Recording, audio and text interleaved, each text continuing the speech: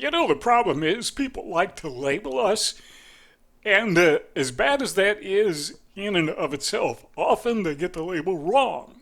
And the label, I say that because the label is usually something negative. When people label other people, they usually have a label that is not very flattering. So we need to stop and consider the question, well, who am I? What is my identity? Who are we?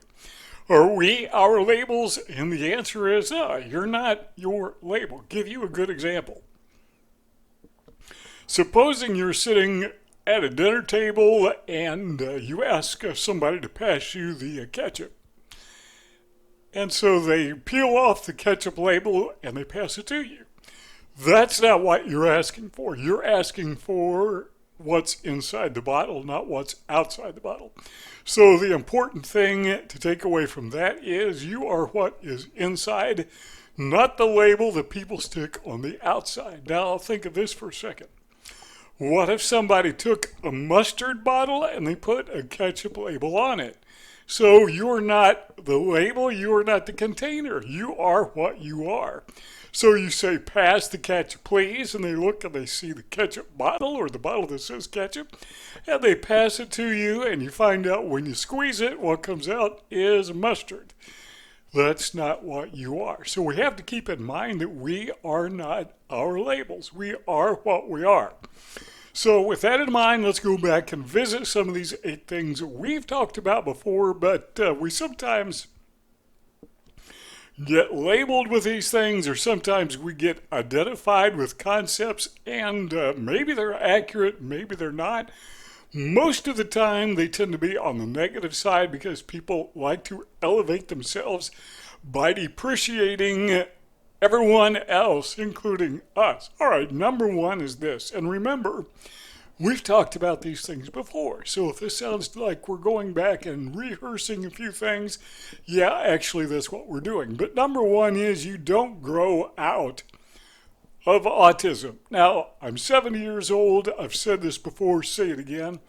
When I was 7 years old, I was autistic. Now that I'm in my 70s, guess what? I'm still autistic.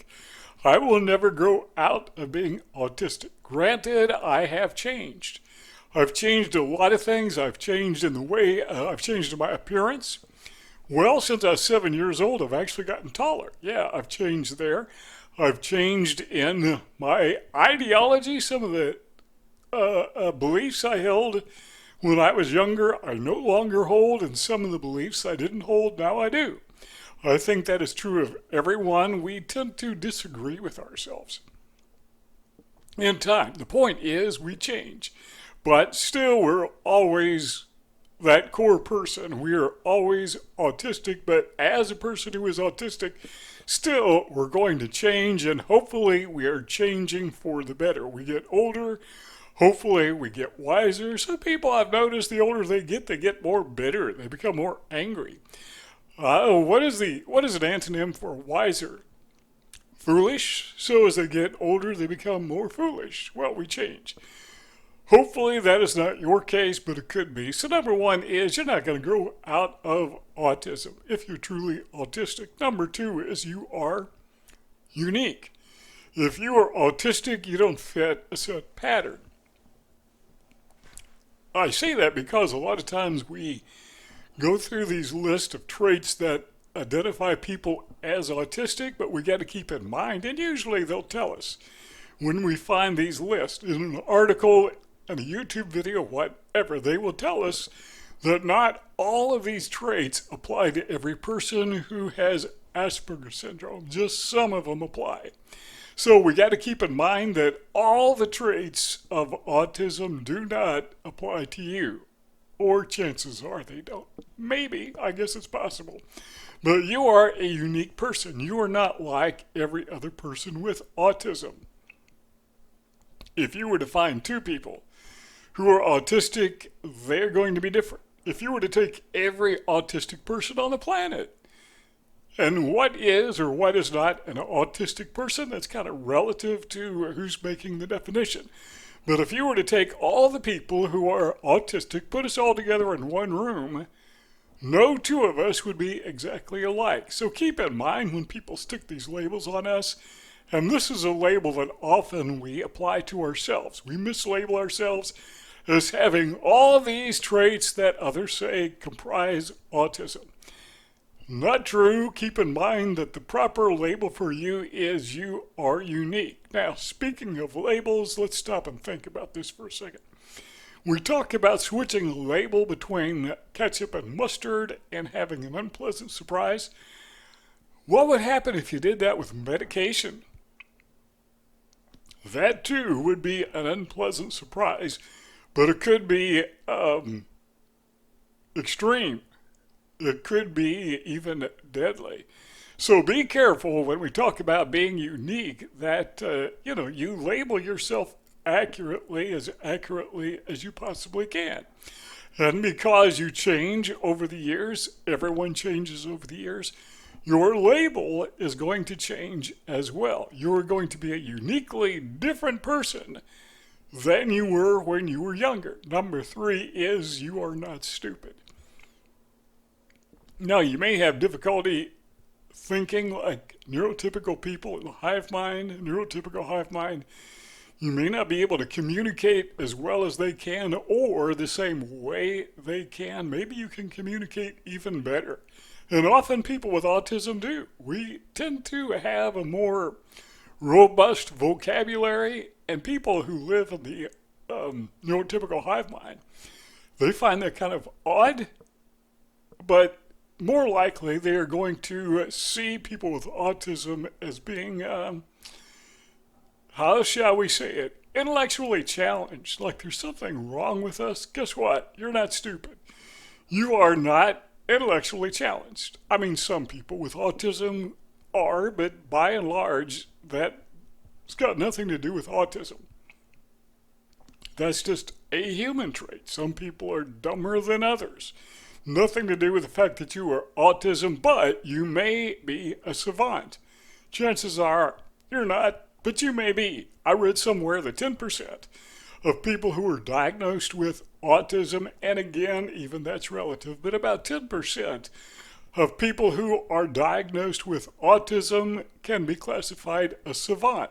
A savant is somebody who is highly skilled in one particular area. It's kind of like the guy who could play chess and nobody could beat him. He is a savant. Or the guy who looked at the New York City skyline. You've heard of this guy. And from memory, he could sketch the New York City skyline. That's a savant. 10% chance you have some incredible ability, or about 10%, I should say, of people who are autistic. Number 5 is, believe it or not, you can actually develop strong friendships. Now, I say this because there seems to be this label that is stuck on people who are autistic that we don't like to be around people. We don't like to socialize. Now, the reality is, it's not people that bothers me, it's the behavior of people that bothers me. It's the rejection. It's when I get with people as they see me, maybe as stupid or as odd. It's not that I am withdrawing from them as much as they are withdrawing from me. Yeah, I like to be around people, but they don't necessarily like to be around me, and I kind of respect that. I don't want to be cumbersome. I don't want to be a problem to anybody, but you got to keep in mind that people who are autistic, because they find forming friendships to be challenging, they tend to be better friends because they value that thing that is so rare to them. I read somewhere that people who are autistic are much less likely to get divorced than neurotypical people because we tend to be very loyal. We take our friendships seriously. We find great value in having friends. So if you ever get stuck with that label that says you're antisocial or not sociable, better way to say it, keep in mind you're mislabeled. I mean, there are exceptions, obviously. There are some people across the board who don't like to socialize just because they don't like to socialize. I don't mind being alone. I've learned to love being alone, but that doesn't mean that I can't be a good, faithful friend and that I don't ever want to socialize. Number 6 is, believe it or not, yeah, you are capable of having a romantic relationship. We mentioned that before, that people with autism tend to make great marital partners. I've been married for almost 50 years. Fortunately, I've been married to the best person on the planet. Very fortunate. That may have something to do with it, but the idea of leaving and getting out of that relationship, it never occurs to me. It's like, if somebody brings it up, why would I do that? So we are capable of having romantic relationships. I wish I had been more mature in my early years of life. We talked about learning as we get older. When I got involved with young ladies, because I didn't always do the right thing. To be honest with you, I just kind of clumsy in my relationships. Wish I could go back and fix some of those things. Maybe I can apologize to some people in time. But I gotta hurry because they're getting as old just like I am. Number 7. You may be more likely to feel empathy for others than they feel for you. I know the label is that people with autism are lacking in empathy. That is because people don't understand that empathy is not unilaterally defined as one single thing. There is empathy in the sense that we recognize and acknowledge and understand, say, for example, body language, nonverbal cues, facial expressions, and then there is affective empathy where we care about people, we feel they're hurt. People with autism, from my experience, my 70 plus years, is that people with autism are very compassionate. We are very empathetic because we've been there. We've gone through it. It's not, what is it like to walk in their shoes? We've actually walked in their shoes, particularly people who have been rejected and been hurt. We know what it's like, so we tend to be even more empathetic when it comes to affective empathy than others. Number 8 is, sorry, people who report the news, but people with autism tend to not be violent. Now, if there is somebody who is violent and that person is autistic, the media will report the person was autistic. And the outcome of that is people get the idea that autistic people are violent. Not true. People who are autistic are less likely to be violent, and it is news if a violent person happens to be autistic. So they report it. But a lot of people misunderstand that, and so they attach that label. This guy is an Aspie, and they use the term spurging or spurging out, meaning that sometimes, we act out our feelings, our hurt feelings. We have these times where we have these emotional bursts. But by and large, we're not violent. We're not going to hurt anybody. All right, let's tie all these things together. What we need to do, my personal opinion, non-clinical opinion, is we need to claim our identity. As an individual, I want to claim my identity. I want to know who I am. I want to know what I believe. I want to know why I believe it. I want to know why I behave the way I behave, why I think the way that I think. Why am I different from other people?